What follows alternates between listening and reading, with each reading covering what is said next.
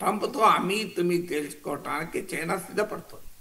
అందుకే ఏమీ చేయలేని పరిస్థితి ఉంది. ఈలోగా ట్రంప్ ట్రేడ్ వార్కు కౌంటర్గా కొన్ని చర్యలు తీసుకోవడం మొదలుపెట్టారు. ఉదాహరణకు చైనా పెద్ద ఎత్తున అమెరికా నుంచి సోయాబీన్ కొంటది. సో మీకు మిడిల్ అమెరికా అంటారు. ఈ మిడిల్ అమెరికాలో ట్రంప్ సపోర్ట్ బేస్ ఎక్కువ, రైతులు ఎక్కువ, కన్జర్వేటివ్ రిపబ్లికన్ ఓటర్స్ ఎక్కువ. సో ఇక్కడే సోయాబీన్ అలాగే మొక్కజొన్న మేజ్ బాగా పెరుగుతుంది. అందుకే ఇండియా పైన ఒత్తిడి తెస్తున్నాడు భారీ ఎత్తున, మీరు కూడా మా అమెరికా మొక్కజొన్న దిగుమతి చేసుకోమని.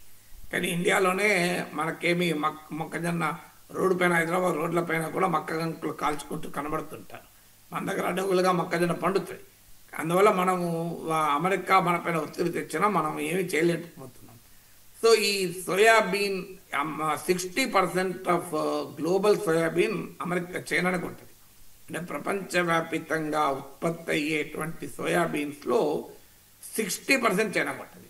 మీరు చూడండి, ఎందుకంటే చైనాలో ఈ పోర్క్ ఇండస్ట్రీ చాలా పెద్దది. సో ఆ పోర్క్ ఇండస్ట్రీకి సోయాబీన్ అనేది ఫీడ్. అందువల్ల ప్రపంచంలో ఉండే సోయాబీన్స్లో 60% చైనాకు ఉంటుంది. అమెరికా అమ్మేటువంటి ఎక్స్పోర్ట్ చేసే సోయాబీన్లో పెద్ద ఎత్తున కన్జ్యూమర్ చైనానే. చైనా ఏం చేసిందంటే సోయాబీన్ కొనడం మానేసింది. దాంతో